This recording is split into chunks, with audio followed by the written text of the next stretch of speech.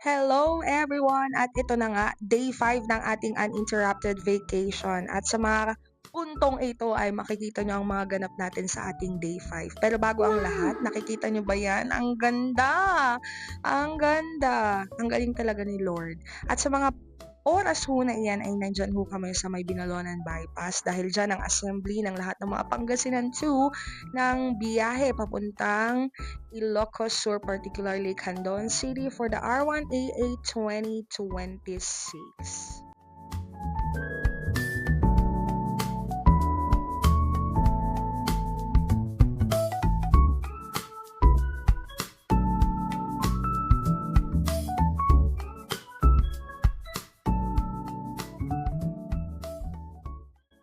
At eto na nga, nandito na ho tayo sa Ilocos Sur. Parang kailan lang nung bumiyahe ako ng Candon City. Tapos eto na naman, nandito na naman ako para sa trabaho. But anyway, we're here at Ilocos Sur. Maya-maya pa ay nag-stop over po kami dahil maraming nag-request ng mga pasahero natin na mag-CR sandali. Di ba? Ang laki ng noo, girl. Ayos-ayos lang tayo kaunti dahil malapit na ho tayo. And shout out nga po pala sa mga lalaking ito na nakasakay sa may likuran ng jeep. Napakaswabe lang nila. Diba? Shout out po sa inyo at kung sino man po kayo, sana'y lagi ho kayong okay. At eto na nga, nandito na ho kami sa may biliting school po natin, Teodoro Hernandez National High School, located at Santa Lucia, Ilocos Sur. At ayan, pagpasok ho namin ay may pa-welcome po sila Mayor. At ito nga po ang aming room, ang aming magiging tahanan, ang aming naging tahanan for 7 days. Shout out kay sir na nagmamay-ari ng classroom na ito. Napakalinis po naming dinatnan. Kompleto ho ang aming mga kailangan tulad na lamang ng dispenser, electric fan, napakaraming electric fan ni sir. Yung mga sabon niya para sa CR, napaka-perfect personal collection talaga. Ang lalaki, fabric conditioner, everything we need nandun na po talaga. Even mga sako para sa mga garbages po namin, mga rugs, kompleto. Thank you so much sa iyo, sir.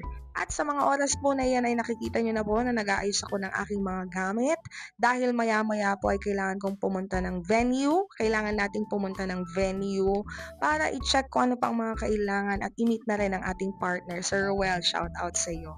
And at this moment ay nilabas natin ang ating laptop para sa mga kailangan pa po nating i-encode at mga i-ready na mga kapapilan sa buhay para sa tournament proper.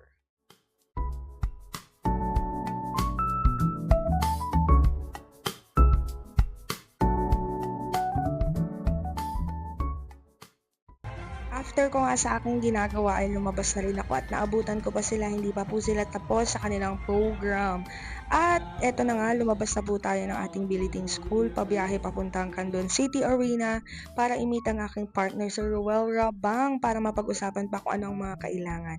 At dyan nga po nakapark yung mga buses ng Pangasinan 2. Pero dahil hindi pa po sila babiyahe papuntang city proper, ay nag-commute po muna tayo dito sa tricycle. Ayan, na-amaze ako sa tricycle dito sa Ilocos dahil meron silang back-to-back na tricycle, hindi yung usual na nakasanayan kong tricycle dito sa Pangasinan. At ayan na nga, malapit-lapit na po ako sa may bypass. At nakarating na nga ako dito sa may Candon City Arena. Ang bilis ng tricycle, perfect talaga.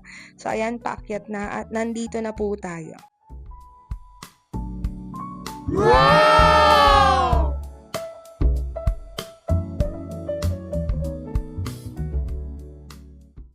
At ito nga ang naging venue ng Arnis at ng Taekwondo for the R1AA 2026. Shout out nga po pala sa aming event coordinator, Sir Sunny Aguinaldo. Maraming salamat sa iyo, sir, dahil pinaglaban mo na dito ang maging venue ng Arnis. For the first time, napakasuwabe, napakaganda, napakalamig, napakaluwag ng ating venue for today's R1AA. Thank you so much, and that's all for today. I hope you like it. And tinapos natin ang araw, of course, sa pamamagitan ng paglalakad dahil naparami ata tayo ng kain sa buong maghapon. Yun lamang, and thanks for watching. God bless and to God be the glory.